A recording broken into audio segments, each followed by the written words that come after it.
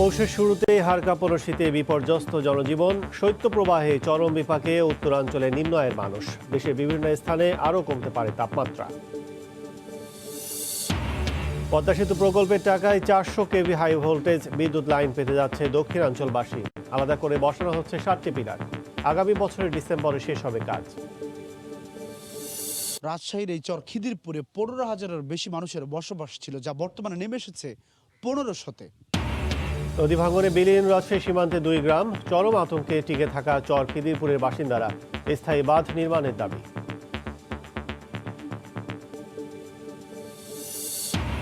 দেশে বাড়ছে ফ্রিল্যান্সিং এর জনপ্রিয়তা। 2025 সাল থেকে বছরে আয়ের লক্ষ্য 9,000 কোটি টাকা। অগ্রগতি ধরে রাখতে দ্রুতগতির ইন্টারনেট নিশ্চিতের পরামর্শ। এবং বড়দিন ঘিরে সংক্রমণ বাড়ার শঙ্কায় ব্রিটেনের কঠোর বিধিনিষেধ। এ মাসে অনুমোদন পাচ্ছে অক্সফোর্ডের করোনা ভ্যাকসিন। বিনামূল্যে টিকা দেয় খুশি সৌদি প্রবাসীরা।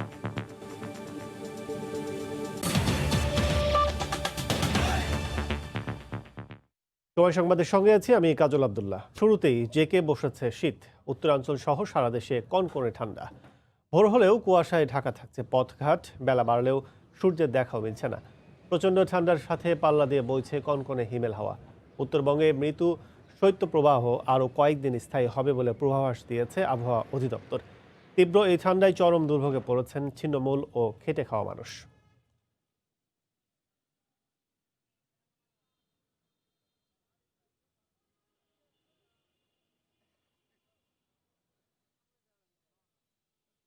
শীতের দিন খুব কষ্ট হয়েছে। ভোরবেলা আসি, কাজ কাম পাই, কোনোদিন পাই না। গরিব মানুষ, আমরা কাজে আসলে কাজ পাই, একদিন পাইনি। এই তো কুয়াশা, ঠান্ডা। পেট আছে যখন তদন্ত করে খাইতে হবে, এখন যত কষ্ট করে হোক যে করে হোক খাইতে হবে। শীতের খবর জানাতে রাজশাহীর টিবাদ এলাকায় আছেন রিপোর্টার সাইফুর রহমান রকি এবং রংপুর মেডিকেল কলেজ হাসপাতালে আছেন রিপোর্টার রতন সরকার। সরাসরি চলে যাচ্ছি তাদের কাছে। প্রথমে যাব রকির কাছে। রকি, গত কয়েকদিন ধরেই রাজশাহীতে 8 থেকে 13 ডিগ্রি সেলসিয়াসের মধ্যে ওঠানামা করছে তাপমাত্রা।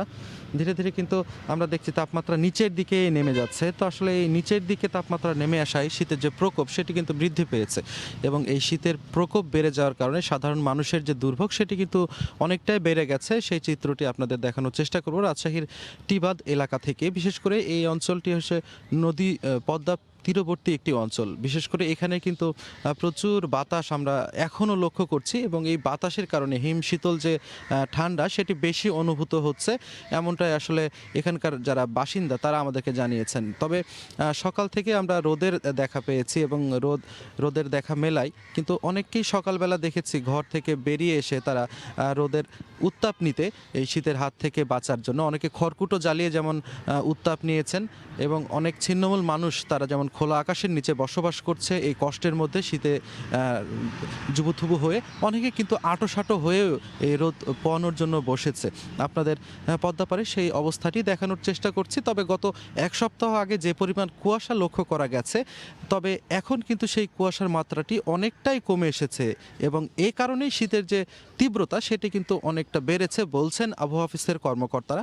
তারা যেটি বলছেন যে আগামী আরও 4 থেকে 5 দিন এই শীতের যে প্রকোপ সেটি বৃদ্ধি পেতে পারে এবং এই অবস্থাটি অব্যাহত থাকতে পারে এবং আগামী মাসের যে শুরুর দিকে সেই শুরুর দিকে একটি শৈত্যপ্রবাহের আভাস দিচ্ছেন। এ কারণে কিন্তু ঠান্ডাজনিত যে রোগবালাই সেগুলো কিন্তু বৃদ্ধি পাচ্ছে।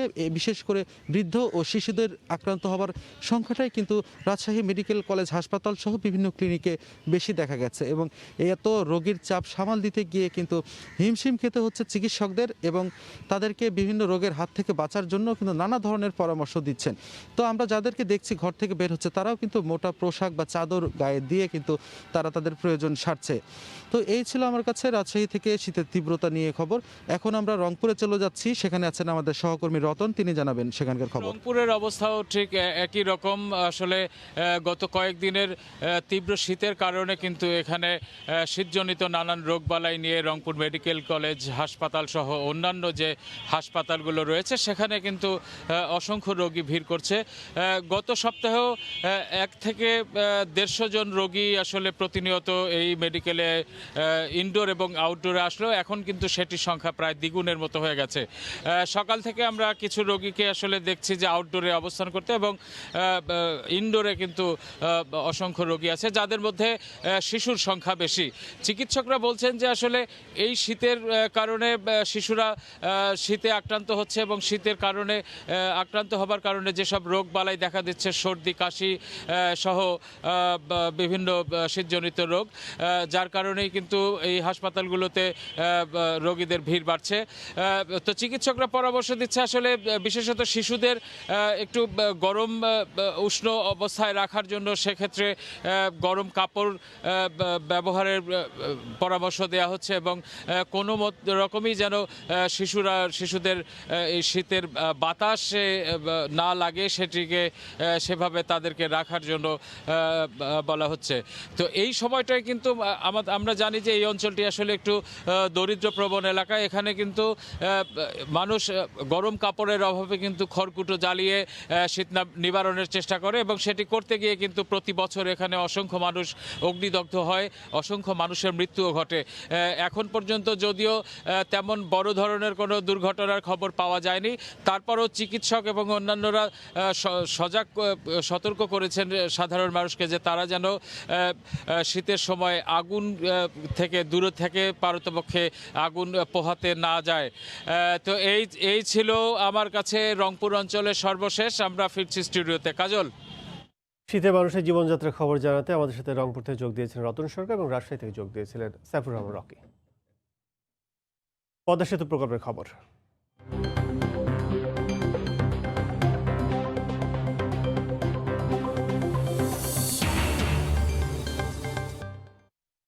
শুধু যোগাযোগ নয়, পদ্মা সেতু প্রকল্পের মাধ্যমে উচ্চ ক্ষমতা সম্পন্ন 400 কেভি বিদ্যুৎ সঞ্চালন লাইন পেতে যাচ্ছে দেশের দক্ষিণাঞ্চলের মানুষ। সেতু থেকে 2 কিলোমিটার ভাটিতে জন্য আলাদা করে 7টি পিলার বসানো হচ্ছে। মূল সেতুর জন্য বরাদ্দকৃত 12,000 কোটি টাকা থেকেই নদীর গভীরে তৈরি হচ্ছে পিলারগুলো। আগামী বছরের ডিসেম্বর নাগাদ এ কাজ শেষ হবে। সাইফুল ইসলামের ছবিতে এহসান জুয়েলের রিপোর্ট। কনক্রিটের অবকাঠামো যমুনা সেতুর মধ্য দিয়ে 132 কেভির বিদ্যুৎ সঞ্চালন লাইন টানার পর দেশের উত্তরাঞ্চলের বিদ্যুৎ ব্যবস্থাপনায় খুলে যায় নতুন সম্ভাবনার দুয়ার। এবার পদ্মা সেতুর মাধ্যমে হাই ভোল্টেজের 400 কেভি বিদ্যুৎ সংযোগ পেতে যাচ্ছে দক্ষিণাঞ্চলের জেলাগুলো। তবে পদ্মা সেতুর স্টিলের তৈরি কাঠামোতে 400 কেভি হাই ভোল্টেজ লাইন টানা সম্ভব নয় বলে মূল সেতু থেকে 2 কিলোমিটার ভাটিতে আলাদা করে বসানো হচ্ছে 7টি বিদ্যুতের খুঁটি। এর আগে যমুনা সেতুর মধ্য দিয়ে ইস্ট ওয়েস্ট কানেকশনের সময় পিজিসিবিকে আন্তর্জাতিক ঠিকাদার নিয়োগ দিতে হলেও তার চেয়ে বড় ও জটিল পদ্মা সেতু প্রকল্পে আলাদা করে কোনো ঠিকাদার কিংবা খরচ করতে হচ্ছে না। সেতুর পাইলিংয়ের জন্য শক্তিশালী যে হ্যামার বাংলাদেশে আনা হয়েছে সেটা দিয়েই বিদ্যুৎ বিভাগের জন্য তৈরি করা হচ্ছে এসব পিলার। গত বছরের জুনে মাটি পরীক্ষার পর এর মধ্যে সব পিলারের পাইলিং শেষ। 36টি খুঁটির মধ্যে 32টির কনক্রিটিংয়ের কাজও সম্পূর্ণ। আগামী বছরের ডিসেম্বর মাস নাগাদ পুরো কাজটি বিদ্যুৎ বিভাগের হাতে বুঝিয়ে দেওয়া সম্ভব বলে আশাবাদী সেতু বিভাগ। যদিও বিদ্যুৎ বিভাগ থেকে আমাদেরকে অনুরোধ করা হয় সেটা তাড়াতাড়ি এপ্রিলের মধ্যে শেষ করা, আসলে বাস্তব অগ্রগতি আমি দেখে এসেছি সেটা এপ্রিলে হবে না, সেটা আর একটু সময় লাগবে। আমাদের লক্ষ্যমাত্রা আছে ডিসেম্বর 2021-এর মধ্যে ওইটার কাজটিও সমাপ্ত করা। 7টি পিলারে 3টিতে 4টি করে আর 4টিতে 6টি করে মোট 36টি খুঁটি প্রবেশ করাতে হচ্ছে নদীর তলদেশে। এক একটি পিলারের মধ্যে দূরত্ব 830 মিটার করে। আলাদা কোনো প্রকল্প গঠন কিংবা বাড়তি কোটি কোটি টাকার বাজেট ছাড়াই দেশের বিদ্যুৎ বিভাগ পেল কঠিন কাজের সহজ এক সমাধান। ফলে পদ্মা সেতু শুধু যোগাযোগ ব্যবস্থায় নয়, একই সঙ্গে দেশের দক্ষিণ পশ্চিমাঞ্চলের বিদ্যুৎ সংযোগেও আনবে বৈপ্লবিক এক পরিবর্তন।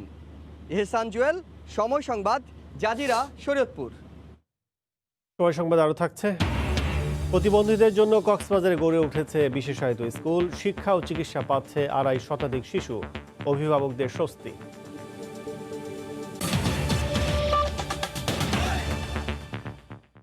চরখিদিরপুর, যেখানে প্রতি মুহূর্তে জন্ম নেয় নতুন খবর। পদ্মার ভাঙনে প্রতিটা মুহূর্ত কাটে ভয় আর আতঙ্কে। এখনও মৌলিক অধিকার থেকে বঞ্চিত এই চরের মানুষ। রাজশাহীর এই গ্রামটিতে মানুষের যোগাযোগের একমাত্র মাধ্যম নৌকা। এর মধ্যে সীমান্তবর্তী 3টি গ্রামের মধ্যে 2টি বিলীন হয়ে গেছে পদ্মার ভাঙনে। সেলিম আহমদের ক্যামেরায় রাজশাহী থেকে ফিরে জানাচ্ছেন সাদাত রহমতুল্লাহ। পদ্মার ভাঙনের তাণ্ডব ভালোই জানেন ষাটোর্ধ্ব আশরাফ আলী। চোখের সামনে বিলীন হয়েছে 3 গ্রামের 2টি, অবশিষ্ট গ্রামটিও গিয়ে ঠেকেছে ভারতের সীমান্তে। তো ওই মাটি তো ধরেন নদীর মধ্যে, এখন তো আমাদের কোনো উপায় নেই। অনেকজন চলে গেছে, ধরেন এবার ভাঙলে পারে আমাদেরকেও চলে যেতে হবে। রাজশাহীর দুর্গম চর খিদিরপুর। কৃষি এই গ্রামের প্রাণ ভোমরা। তাদের অর্থনীতির চাকা ঘুরে ফসলের মাঠ আর গরু মহিষ লালন পালনে। কিন্তু যে জমিতে ফসল আবাদ করে তাদের জীবন জীবিকা, বছর বছর পদ্মার ভাঙনে 4000 হেক্টর জমি এখন দাঁড়িয়েছে মাত্র 40 হেক্টরে। শুধু কি ঠিকানা হারানোর ভয়, সংখ্যা আছে রুটি রুজিও। অসুখ বিসুখ হলেও তাদের দুশ্চিন্তার শেষ নেই। নেই হাসপাতাল, ডাক্তার। যাতায়াতের মাধ্যম একমাত্র ইঞ্জিন চালিত নৌকা। ঝড় বৃষ্টিতে উত্তাল পদ্মা পাড়ি দিতে হয়তো কারো কারো ভাগ্যে জোটে চিকিৎসা, কারো বা অঘরেই হারাতে হয় প্রাণ। উপর থেকে ভাঙন ভেঙে গেছে, আবার 2 মাস হলে এই পারে করেছি। ভয় ভাঙনেরই ভয় আমার। একটা বাঁধ দিয়ে দিলে তো নদী এক জায়গায় থাকে, তো ওটা তো দিবে না, দেয় না। ভাঙনের কারণে 400 মিটার নদীর গতিপথ পরিবর্তন হয়ে প্রবাহিত হচ্ছে কাতলামারি ভারতীয় সীমান্ত দিয়ে। এতে এই গ্রামের মানুষ শুষ্ক মৌসুমে ঘুরে যেতে হয় প্রায় 17 কিলোমিটার। দুর্গম এই সীমান্ত রক্ষায় কাজ করে যাচ্ছে বর্ডার গার্ড বাংলাদেশ, বিজিবি। সমস্যা সমাধানে শীঘ্রই আলোচনা বসার কথা জানালেন বিজিবি মহাপরিচালক। একটা করিডোর দেওয়া যেন এই চরবাসীদের ঘুরে যেন আসতে না হয়। ভারতের পররাষ্ট্র মন্ত্রণালয় বিবেচনাধীন আছে এবং আমাদের পররাষ্ট্র মন্ত্রণালয় এই বিষয়ে নিয়ে কাজ করছে এই ইনোসেন্ট প্যাসেজ দেওয়ার জন্য। এর আগে গ্রামের চরের মানুষের জন্য প্রায় 2500 ঘর দিয়েছিল সরকার, যা এরই মধ্যে নদী গর্ভে বিলীন হয়ে গেছে। গত কয়েক বছর আগেও রাজশাহীর এই চর খিদিরপুরে 15,000-এর বেশি মানুষের বসবাস ছিল, যা বর্তমানে নেমে এসেছে 1500-তে। সর্বনাশা পদ্মার ভাঙনে এখানকার মানুষের প্রতিটা মুহূর্ত কাটে আশ্রয় হারানোর শঙ্কায়। এখানকার মানুষের চাওয়া গ্রামের শেষ চিহ্নটুকু রক্ষায় অন্তত একটি স্থায়ী বাঁধ নির্মাণের। সাদাত রহমতুল্লাহ, সময় সংবাদ, চর খিদিরপুর, রাজশাহী। স্বাধীন পেশা হিসেবে বাংলাদেশে দ্রুত বাড়ছে ফ্রিল্যান্সিংয়ের জনপ্রিয়তা। বৈদেশিক মুদ্রা আয় করা ফ্রিল্যান্সাররা অন্যান্য খাতের মতো নগদ প্রণোদনার দাবি জানিয়েছেন।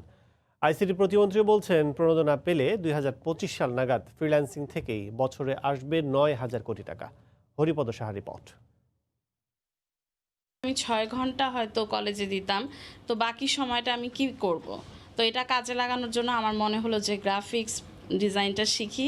তার মতো সব বয়সী মানুষ এখন যুক্ত হচ্ছেন ফ্রিল্যান্সিং কাজের সাথে। Graphics design, 3D, 2D modelling সহ বিভিন্ন ধরনের শতাধিক কাজের মধ্য থেকে বেছে নিচ্ছেন পছন্দ ও দক্ষতা অনুযায়ী অনলাইন টাস্ক। রাজধানী সহ সারা দেশে গড়ে ওঠা সরকারি বেসরকারি তথ্য প্রযুক্তি বিষয়ক প্রশিক্ষণ কেন্দ্রেও বাড়ছে শিক্ষার্থীর সংখ্যা।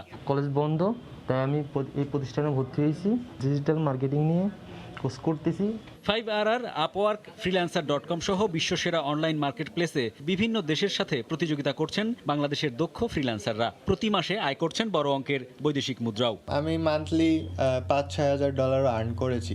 যারা সফটওয়্যার এক্সপোর্ট করছে তারাও কিন্তু 10% ইনসেন্টিভ পাচ্ছে। এই পেশাকে আরও এগিয়ে নিতে যৌথ উদ্যোগে বিদেশি প্রতিষ্ঠানের শাখা স্থাপনের কথা বলছেন বিশ্লেষকরা। ঢাকার বাইরে অন্যান্য সিটি এবং গ্রাম অঞ্চলে ফ্রিল্যান্সারদেরকে বেশি পরিমাণে এখানে অন্তর্ভুক্ত করতে হবে এবং সেই ধরনের job is available in the market.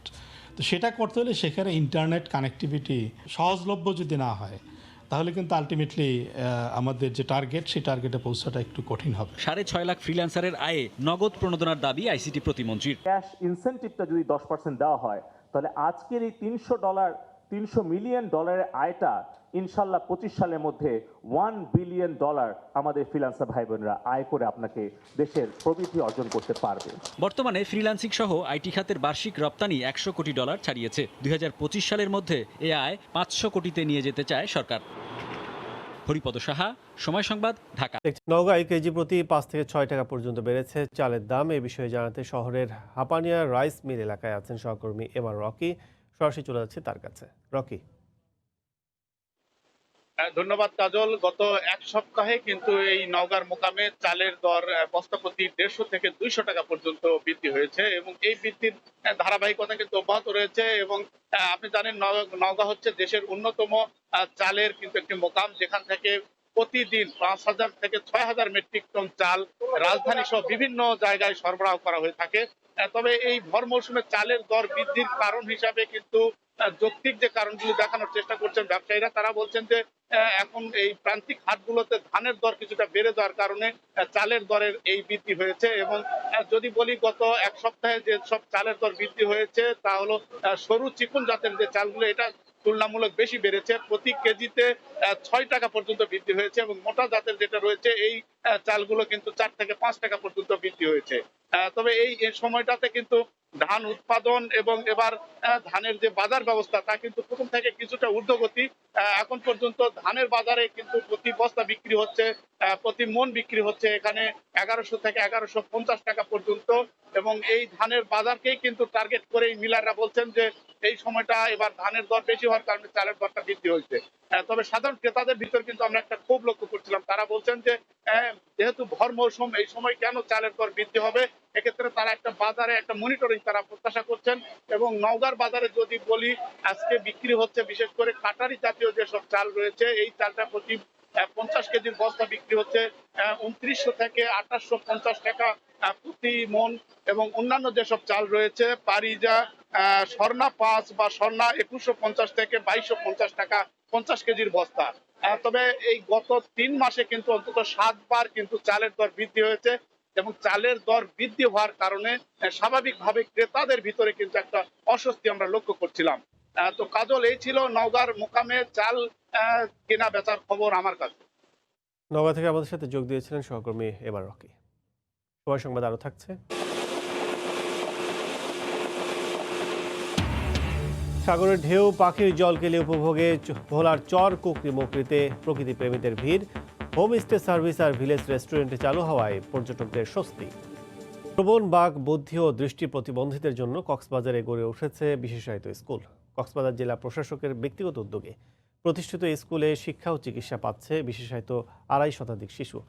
একসময় ভবিষ্যৎ নিয়ে দুশ্চিন্তায় থাকা অভিভাবকরা সন্তানদের জন্য একই সঙ্গে শিক্ষা ও চিকিৎসার সুযোগ পেয়ে স্বস্তির নিঃশ্বাস ফেলেছেন। অ্যাসেম্বলিতে অংশ নিয়ে দেশ সেবার শপথ নিচ্ছে কক্সবাজারের শ্রবণ, বাক, বুদ্ধি ও দৃষ্টি প্রতিবন্ধীরা। কমাস আগেও এই শিশুদের ভবিষ্যৎ নিয়ে উদ্বেগ উৎকণ্ঠার শেষ ছিল না অভিভাবকদের। 2018 সালে নভেম্বরে যাত্রা শুরু করা প্রতিষ্ঠান অরুণোদয়ের বর্তমান শিক্ষার্থীর সংখ্যা 2.5 শতাধিক। এসব শিশুরা শিক্ষা ও চিকিৎসার পাশাপাশি এখানে পাচ্ছে খেলাধুলা, সঙ্গীত ও বিনোদনের সুব্যবস্থাও। হাত টাত লাগাতে পারতো না, খুবই করে থাকতো, গুডবির মতন করে থাকতো। প্রতিদিন তারা আসছে, এখানে তারা নতুন নতুন জিনিস শিখছে, সামাজিকরণ শিখছে। বাচ্চাগুলো এখানে আসে যখন মেশিনগুলো দেখতো আমাদের, সেগুলো একটু ভয় পাইতো। অভ্যস্ত হয়ে যাওয়ার পর ওরা নিজে থেকে আনন্দ করে আসে এখন। প্রতিষ্ঠান প্রধান জানালেন, নানা কর্মসূচির মাধ্যমে শিক্ষকরা শারীরিক ও মানসিক বিকাশ ঘটানোর মাধ্যমে এসব শিশুদের তৈরি করছেন ভবিষ্যতের জন্য। তারা কিভাবে আরো ভালো এবং এই চিকিৎসা সেবাগুলো, শিক্ষা সেবাগুলো এবং উপকরণ কিভাবে ডেভেলপমেন্ট করা যায় সে জায়গাগুলোতে আমাদের শিক্ষকদের নিয়ে আমরা কাজ করছি।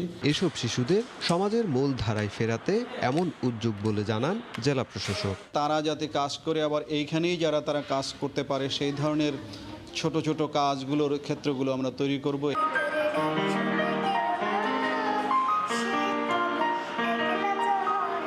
শিক্ষক, চিকিৎসক ও কর্মচারী সহ মোট 22 জন কর্মী অরুণোদয়ে সেবা দিচ্ছেন। সমাজসেবা অধিদপ্তরের তথ্য মতে কক্সবাজার জেলায় মোট প্রতিবন্ধী রয়েছে 22,194 জন। সুজাউদ্দিন রুবেল, সময় সংবাদ, কক্সবাজার। সাগরের ঢেউ, সবুজ বন, লাল কাঁকড়া আর অতিথি পাখির জলকেলি উপভোগের জন্য প্রকৃতি প্রেমীদের ডাকছে ভোলার চর কুকরি মকরি। দূর দূরান্ত থেকে আসা পর্যটকদের দর্শনীয় স্থানগুলো উপভোগ ও স্বল্প ব্যয়ে থাকা খাওয়ার জন্য বেসরকারি উদ্যোগে চালু করা হয়েছে হোম স্টে সার্ভিস আর ভিলেজ রেস্টুরেন্ট। করোনা প্রাদুর্ভাবের কারণে গত এপ্রিল থেকে 4 মাস পর্যটক শূন্য ছিল ভোলার সাগরকুলের চর কুকরি মকরি। দীর্ঘ বিরতিতে ম্যানগ্রোভ বাগানের 272 প্রজাতির গাছগাছালির সবুজে ছেয়ে গেছে সাগরকুলের বিস্তীর্ণ এলাকা। বানর দেখা যায়, হরিণ দেখা যায়, অতিথি পাখিও দেখা যায়। প্রকৃতি প্রেমী যে আসলে আগের মতো সেই সমস্যাগুলি এখন আর উপভোগ করতে হয় না। সব শ্রেণীর পর্যটকদের জন্য পিকেএসএফ এর অর্থায়নে গড়ে উঠেছে হোমস্টে সার্ভিস, ভিলেজ রেস্টুরেন্ট, যেখানে রয়েছে স্বল্প ব্যয়ে থাকা খাওয়ার সুবিধা। এই দুর্গম এলাকা পর্যটকরা ঘুরতে আসে, পরিবার পরিজনকে নিয়ে যেন বিভ্রান্তিতে না পড়তে হয়। পর্যটন আকর্ষণ আর গ্রামীণ অর্থনীতিকে সমৃদ্ধ করতে কাজ করছে পরিবার উন্নয়ন সংস্থা এফডিএ। যদি এই এলাকায় টুরিস্টরা আসেন তাইলে ওই এলাকার স্থানীয় লোকজনের, যেহেতু ওটা অবহেলিত একটি এলাকা, ওখানে তাদের আর্থসামাজিক উন্নয়ন হবে।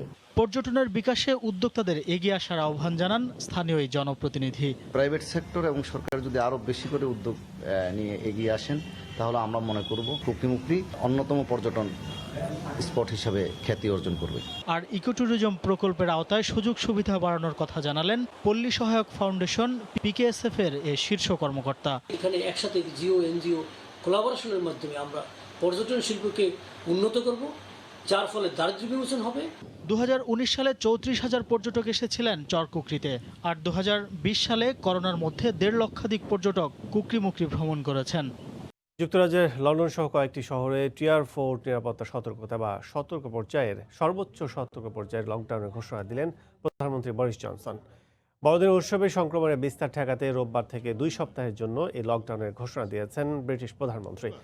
যেসব এলাকা লকডাউনের আওতায় থাকবে সেসব এলাকায় নিত্য প্রয়োজনীয় পণ্যের দোকান ছাড়া বাকি সব দোকানপাট বন্ধ থাকবে। বাসিন্দাদের জরুরি প্রয়োজন ছাড়া ঘরের বাইরে বের না হওয়ার নির্দেশ দেওয়া হয়েছে। এলাকাগুলোতে ভ্রমণ সতর্কতাও জারি করা হয়েছে। গত 1 সপ্তাহে ব্রিটেনে করোনা পরিস্থিতির আরও অবনতি হয়েছে। এরই মধ্যে দেশটিতে করোনা ভাইরাসের নতুন ধরনও শনাক্ত হয়েছে। এটি আরও দ্রুত গতিতে ছড়াতে পারে বলে জানিয়েছেন দেশটির প্রধান চিকিৎসা কর্মকর্তা। দেখছেন সময় সংবাদ। আর্জেন্টাইন তারকা লিওনেল মেসিকে অভিনন্দন জানিয়েছেন ব্রাজিলিয়ান কিংবদন্তি পেলে। শনিবার রাতে ভ্যালেন্সের বিপক্ষে ম্যাচে গোল করে ক্লাব ফুটবলে 643 গোলের রেকর্ড গড়ে পেলের নামের পাশে জায়গা করে নেন বার্সা তারকা মেসি। এরপর নিজের ইনস্টাগ্রাম পেজে মেসিকে অভিনন্দন জানিয়ে পোস্ট করেন পেলে। পোস্টে মেসিকে উদ্দেশ্য করে পেলে লেখেন, যখন কোনো কিছুর প্রতি ভালোবাসা হৃদয়কে পরিপূর্ণ করে তোলে তখন তা এড়ানো বা সে পথ পরিবর্তন করা সত্যি কঠিন। বার্সেলোনায় মেসিকে তার সুন্দর ক্যারিয়ারের জন্য অভিনন্দন জানান ব্রাজিলিয়ান কিংবদন্তি।